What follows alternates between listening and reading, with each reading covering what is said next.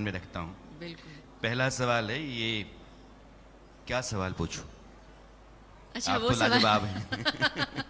पहला ये, क्या सवाल पूछूं? आप तो लाजवाब हैं। हाँ। आप इतने टैलेंटेड हो कैसे? Like I said, I think सब टैलेंटेड है। आई थिंक वो पॉसिबिलिटी सबके अंदर है। आप सिर्फ आपके फोकस पे डिपेंड करता है कि जब आप कोई भी चीज़ कर रहे हो, मैं जो भी चीज़ कर रही हूँ ना, मैं ट्राई करती हूँ कि मैं उसी चीज़ पे फोकस रहूँ। जो भी, अगर मैं टीवी देख रही हूँ या मैं एक मूवी देख भी रही हूँ, तो उस समय मैं अपना फ़ोन नहीं लेती हूँ। मैं उस समय नहीं सोचती हूँ कि मैं डिनर पे क्या खाऊंगी।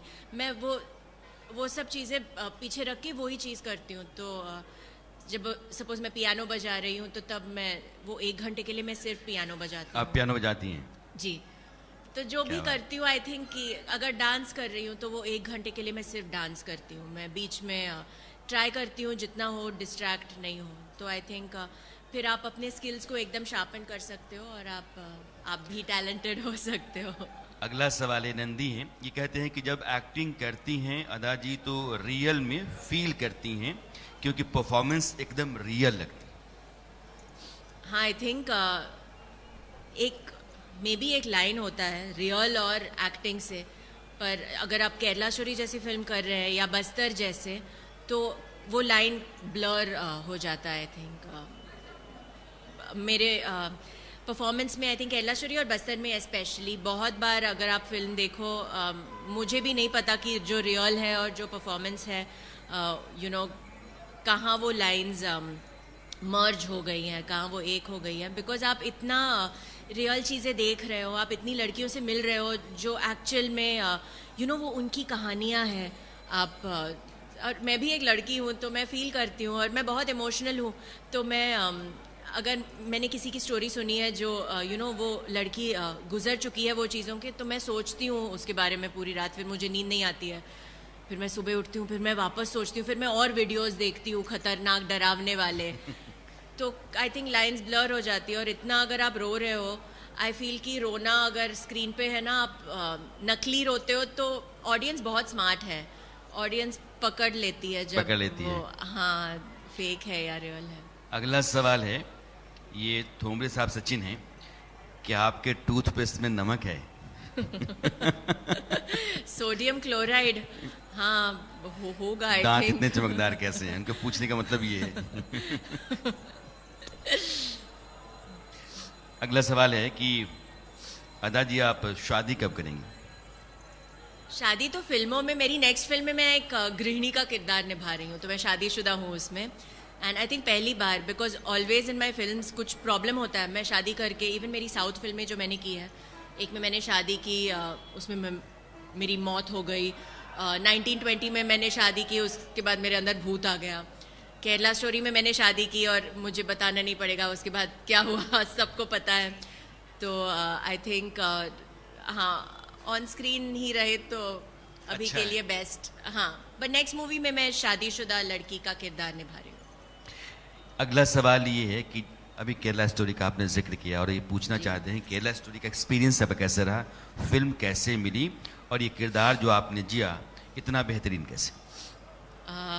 एक्सपीरियंस तो मैं पूरा किताब लिख सकती हूँ, बिकॉज इतना लंबा एक्सपीरियंस है। फिल्म कैसे मिली, अगेन जैसे आपने कहा इत्तेफाक से, पर लेकिन वो इत्तेफाक भी एक ऑडिशन के थ्रू मिला। एक्चुअली मैं उनकी पहली चॉइस नहीं थी। 2-3 और लड़कियां थी। एक लड़की जो एक बहुत फेमस हीरोइन है, उन्होंने मना कर दिया। थैंक यू, मैं अभी कहती हूँ थैंक यू। और एक्चुअली रिलीज़ के बाद उन्होंने डायरेक्टर को फ़ोन किया एंड शी सेड शायद मैंने गलती की और शायद मुझे करना चाहिए था। तो उन्होंने ना कहा और वो ऑडिशंस कर रहे थे, तो उनको एक लड़की चाहिए थी जो हिंदी बोल सकती है और मलयालम भी बोल सकती है। तो मेरी मॉम मलयाली है, तो मैंने वो डायलॉग्स के रट्टा मारे। बिकॉज हम लोग मुंबई में रोज़ मलयालम नहीं बोलते। एक्चुअली मैं मलयालम बोलती नहीं हूँ, बिकॉज हिंदी मराठी या इंग्लिश। मुंबई में मेरे कोई फ्रेंड्स नहीं है जो मलयालीज़ हैं, लेकिन मैंने वो लाइंस के रट्टा किए और मैंने ऑडिशन दिया। उनको ऑडिशन अच्छा लगा एंड हाँ, आई गेस तभी डायरेक्टर का डिसीजन था कि अदा को ले ले इसमें। एंड फिर मुझे फिल्म मिल गई. मुझे बिलीव नहीं हो रहा था कि ये मैं कर रही हूँ, जब तक आई थिंक 4-5 दिन हो गए फिल्म शूट के.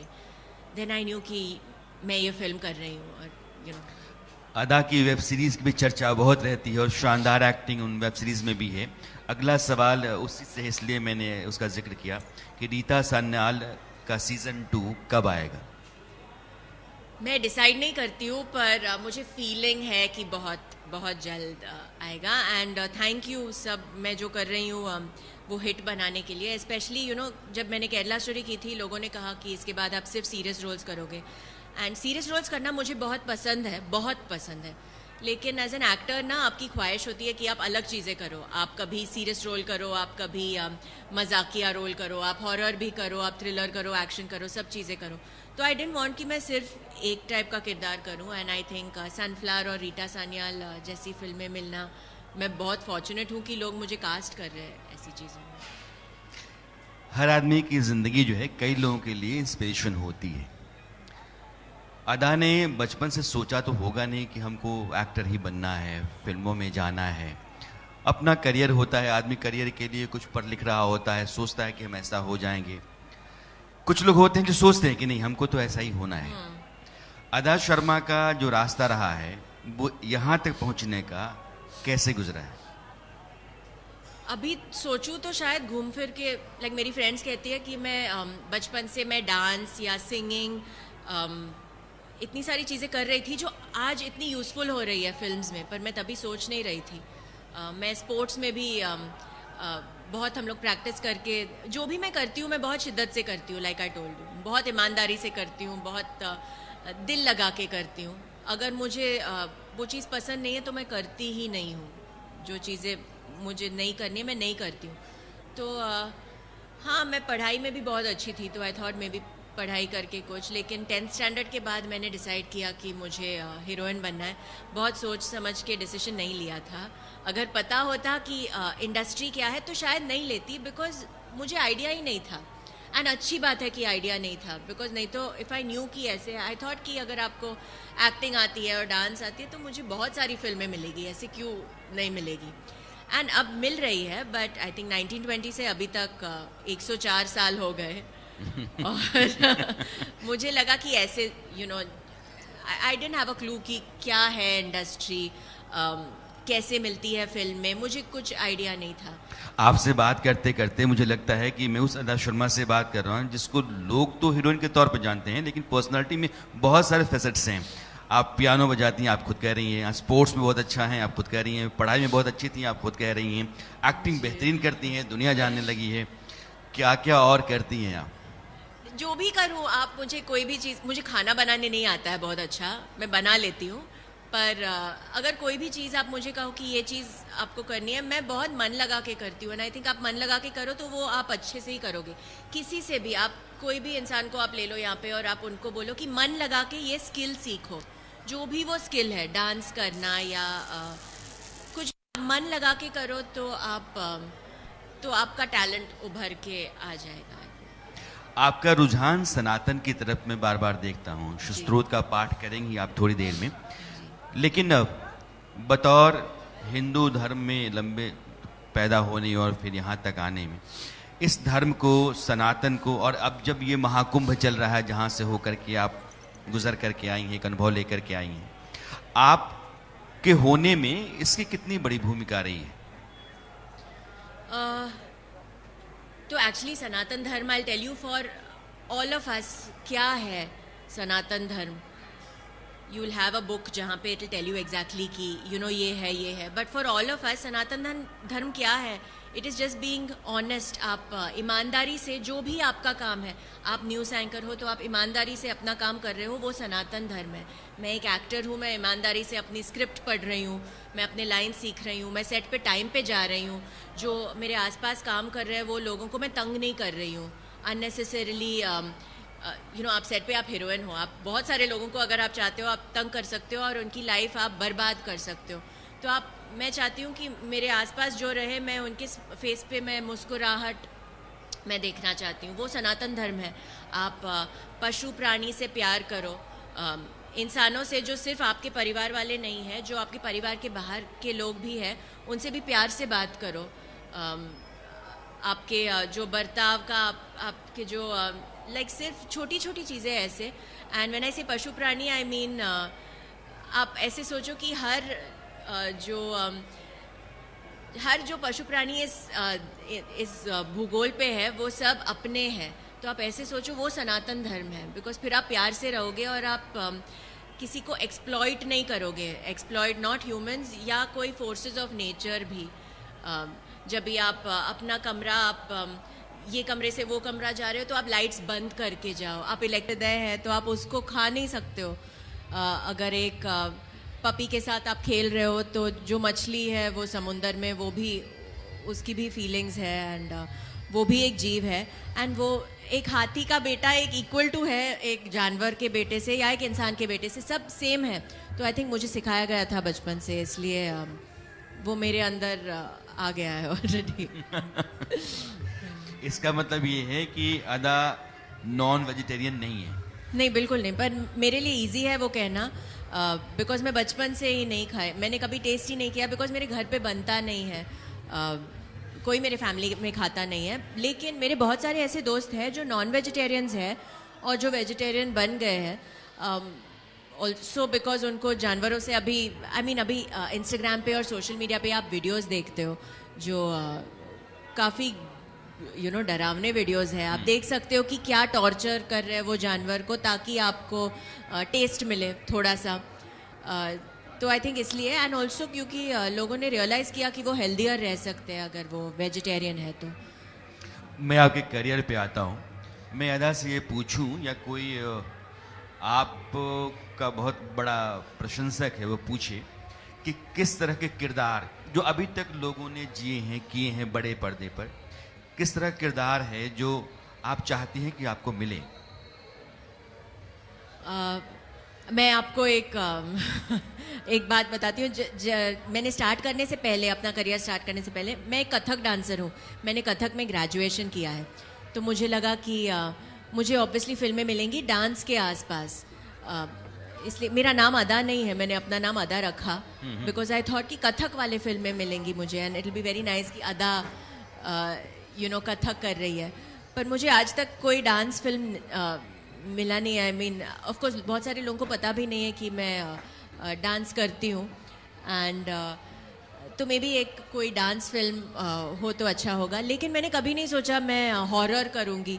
कौन सी हीरोइन अपनी पहली फिल्म में काले दांत लेके भूत बनती है. एंड इतना अच्छा रोल लोग अपना पूरा करियर्स करते हैं और उनको एक 1920 जैसे जो मुझे रोल मिला वो उनको नहीं मिलता है. मुझे पहली फिल्म में मिला. केरला स्टोरी जैसे role, I think that's a role of a lifetime. और उसके तुरंत बाद मीन्स केरला स्टोरी में मैं एक छुई मुई डेलिकेट लड़की हूँ. और उसके बाद तुरंत बस्तर जहाँ मैं एक सिपाही हूँ जो मैं जंग लड़ने जा रही हूँ और मैं इतनी स्ट्रांग हूँ.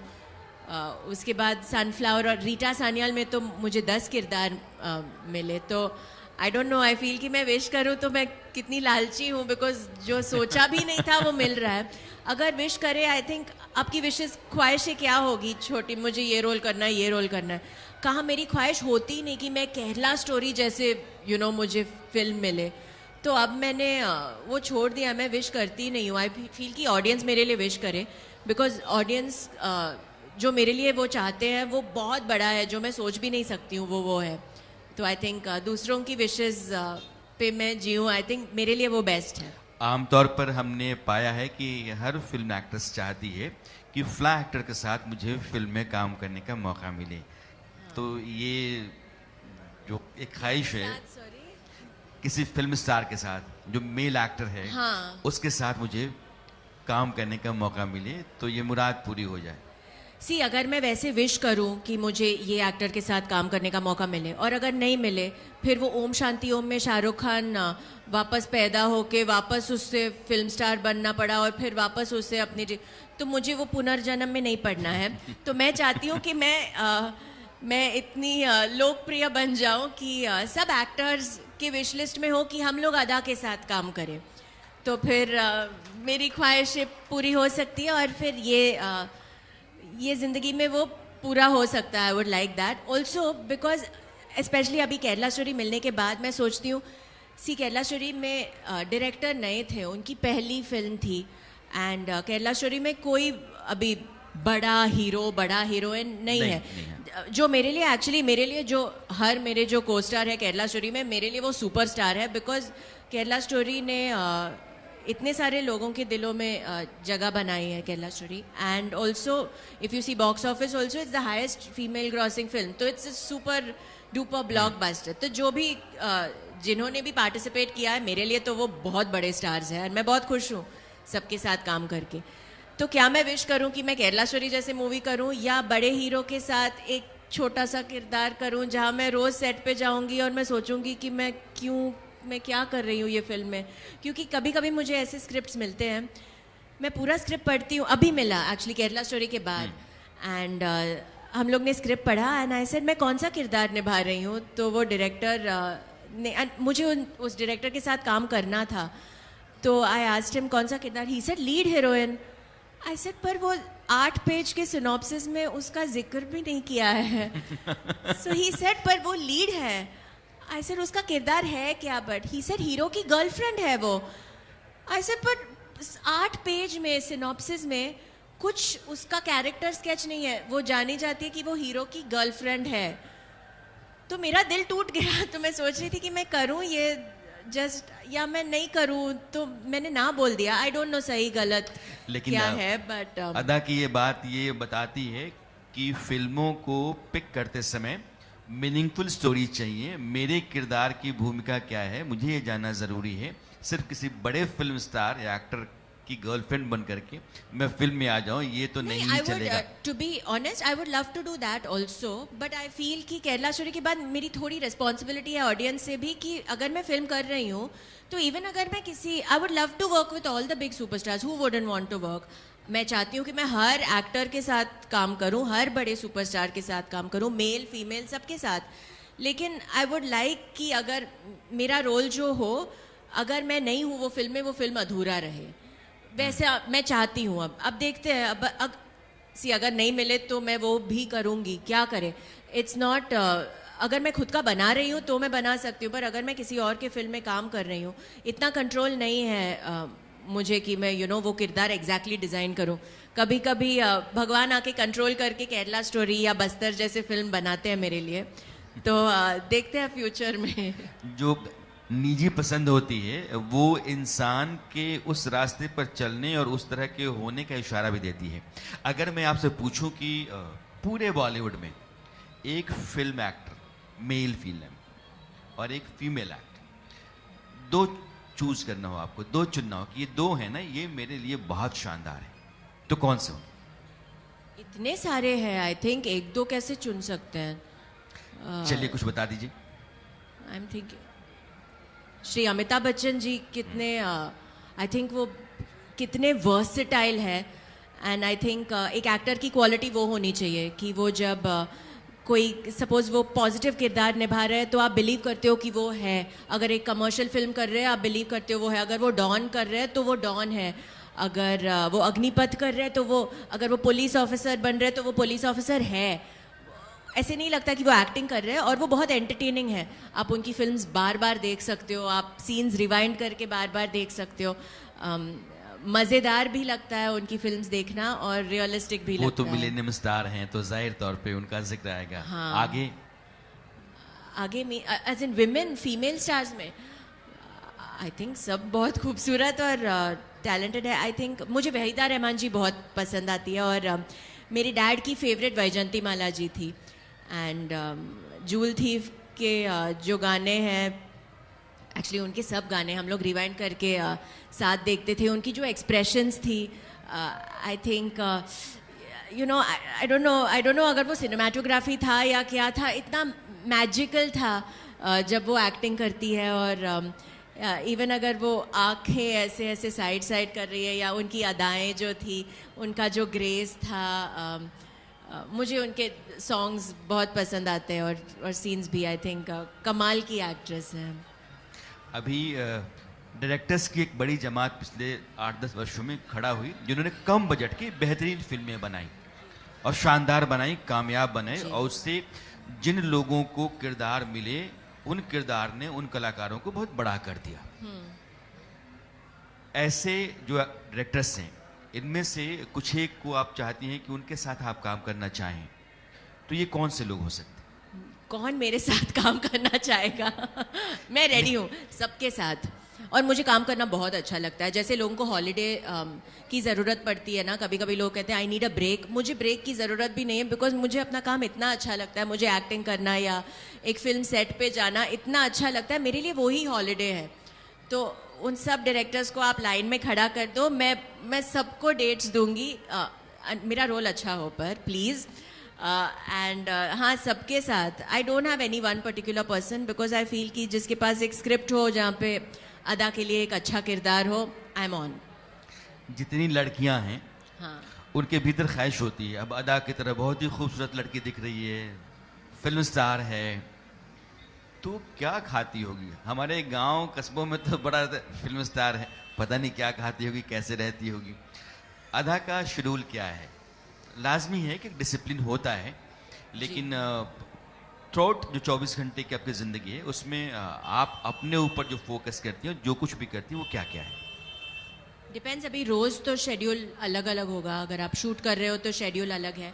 अगर मैं घर पे हूँ तो मैं I try to keep a proper schedule and I try to do, because piano तो मैं लेके नहीं जा सकती हूँ सेट पे, तो अगर नहीं, घर लेकिन पे हूँ। जो खान पान है, खान पान प्योर वेजिटेरियन फूड है। मैं प्याज लहसुन नहीं खाती हूँ बचपन से ही। एंड मुझे पर मैं हर चीज़ खाती हूँ। जैसे हम लोग पाव भाजी भी बनाते हैं घर पे, पर वो प्याज लहसुन नहीं रहता उसमें, बाकी सब चीज़ें रहती है और बहुत टेस्टी है। मेरे घर का खाना इतना टेस्टी है कि अगर कोई एक दिन भी खाए ना, आप बाहर खा ही नहीं पाओगे। मेरे बहुत फ्रेंड्स हैं जो अपने घर में मक्खन और बहुत क्या कहते हैं, बहुत मसाले और हींग और गरम मसाला वो वाला खाना खाते हैं, पर मेरे घर आके इडली डोसा खा के जैसे कि ये बेस्ट, आपके घर का सांभर बेस्ट है, आपके घर के जो कड़ी भी हम लोग बनाते हैं। अभी मुझे भूख लगी है खाने के बारे में बात करके। सब बनाते हैं हम लोग। चाइनीज़ फूड भी बनाते हैं, पर बिना वो अजीनोमोटो या कुछ डाल के। तो वेजिटेबल्स को ऐसे सॉटे करते हैं और बनाते हैं। भिंडी, आलू और मटर, हाँ, बहुत सब चीज़ें बनाते हैं हम लोग मेरे घर पे। पर बिना तीखा भी मैं नहीं खाती हूँ। बिना तीखा और बिना प्याज लहसुन और बिना मसाला। अदा ने सिर्फ इतना ही कहा कि हम क्या खाते हैं, और ये कह करके इन्होंने बताया कि आपको क्या नहीं खाना चाहिए। ऑयली नहीं खाना चाहिए, ग्रीसी नहीं खाना चाहिए, स्पाइसी नहीं खाना चाहिए, जो कुछ सादा सादा मिल जाए तो। मैं एक्चुअली ना लोगों को सलाह नहीं देती हूँ। ऑल्सो आई फील कि आप लोगों को सलाह दो तो किसी को लेना नहीं है। अगर किसी को लेना है तो अब आपको देख के वो लोग सीख लेंगे। आप उदाहरण बनो अच्छा, और अगर उनको लगे कि ये सही है और ये इंसान मुझे इसके जैसे बनना है, तो वो बन जाएंगे। पर मुझे नहीं आता किसी को कहना कि ये नहीं मत खाओ। अगर आपको खाना है और आपको सूट हो रहा तो आप खाओ। आई थिंक फिर आपके लिए बेस्ट है। आप महाकुंभ में आई हैं, ये तीर्थराज कहते हैं प्रयाग को, जी। और 144 साल के बाद इस तरह का संयोग बना है कि यहाँ महाकुंभ है। आप भी कल रुकेंगी, आप देखेंगी। इसको लेकर के दो स्तर की बात मैं करता हूँ, एक भावनाएं और दूसरा एक्साइटमेंट की। तो अरे यार, तो इन दोनों बातों को आप रखना चाहें तो रखें। दोनों है। अभी भी एक्साइटमेंट में मैं बहुत डिस्ट्रैक्टेड हूँ, बिकॉज कितनी सारी लाइट्स है और म्यूजिक है और आप जहाँ देखो कुछ ना कुछ हो रहा है। तो हाँ, मैं उत्सुक हूँ देखने के लिए। एंड जैसे आपने कहा, इट्स ऑल्सो आज वैकुंठ एकादशी है, तो बहुत ऑस्पिशियस डे है एंड मैं पहली बार आ रही हूँ। तो आई लाइक टू थिंक कि मैं ऑस्पिशियस डे पे आई हूँ। अब मैं चाहता हूं कि जो सुश्रुतम पाठ करती हैं आप, अब आप उसमें आ जाएं, क्योंकि मैंने तो जब सुना तो मुझे लगा अरे यार, गला कितना अच्छा है और क्या पाठ है, उच्चारण कितना शुद्ध है आपका और क्या फ्लो है आपका। तो मैं चाहता हूं कि वो जो जादू है आपका, अब उसका असर लोगों पर हो। जी। कैसे करूँ, कहाँ करूँ खड़ी हाँ, होके? आप जैसे भी ठीक महसूस करती हैं। ठीक है, आई स्टैंड हियर। वो म्यूजिक चल रहा है, पर उसके साथ कर सकते हैं हम लोग।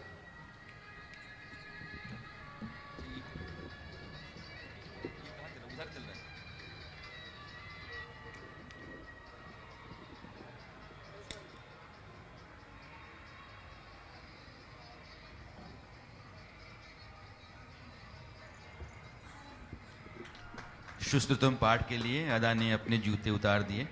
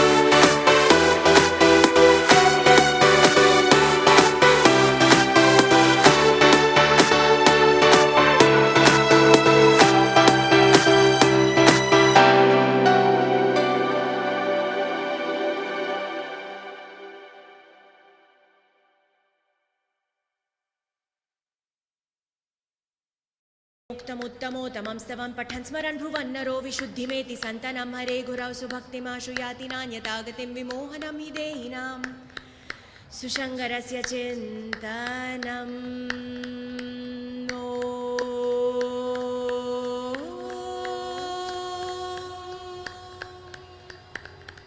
इति श्रीरावण कृतशिवताण्डव स्तोत्रं सम्पूर्णम्।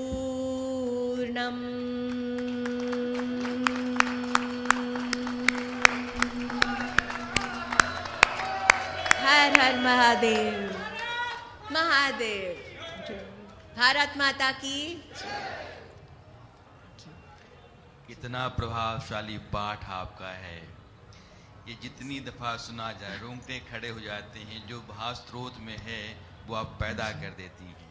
Thank you sir, thank you. और ये जबरदस्त है। मतलब ये सिर्फ आपके पास है। सुश्रोत पाठ मैंने पता नहीं कितने सुने होंगे, लेकिन इतना प्रभावशाली तो मैंने पहली बार सुना। सर एक्चुअली सबके पास है सब, और मुझे सब पूछते हैं कि कैसे सीखे आपने, कैसे सीखा। एंड आई टेल एवरीवन कि आप रोज सिर्फ 2 लाइन सीखो, सिर्फ 2, पर उसके उच्चारण आप प्रॉपरली सीखो। ऐसे नहीं कि आप ऐसे नहीं, आप प्रॉपरली एंड स्लोली सीखो। जटा टवी गलत जला ऐसे स्लोली सीखो। आप ऐसे मत करना, पर आप सीख जाओगे और फिर सब बोल पाएंगे। बहुत इजी है। इसके लिए संस्कृत की थोड़ी बहुत समझ आपको होनी चाहिए, नहीं तो कोई उच्चारण होनी सिखाने चाहिए वाला हो। नहीं, थोड़ी समझ अगर हो तो ऑब्वियसली और आसान होगा, लेकिन कोई भी कर सकता है। बहुत आप मन लगा के करो। बीच में आप फोन पे रील्स मत देखो। आप अपना फोन दूर रखना और 2 लाइन, बस 2 लाइन आप सीखो। आप 1 साल के अंदर आप सीख जाओगे। आपसे लगता है कि बातचीत का सिलसिला चलता है तो ज्यादा अच्छा है, लेकिन समय की पाबंदी है। आप आई, आपने बातचीत की है, और ये सुश्रोत पाठ तो अद्भुत रहा है आपका। Thank you sir, thank you. बहुत बहुत धन्यवाद आपका। धन्यवाद आपको भी मुझे बुलाने के लिए यहाँ पे। और आप सब इतनी आस्था से बैठे हैं। शांति से बैठना आई थिंक एक बहुत बड़ी चीज़ है, और इतने सारे लोग शांति से बैठ रहे हैं और अपना समय मुझे दिया है। Thank you. और सबकी चेहरे पे मुस्कुराहट भी है, तो थैंक यू सो मच। मुझे बहुत अच्छा लगा यहाँ। Thank you, thanks thank you sir, thank you. अदा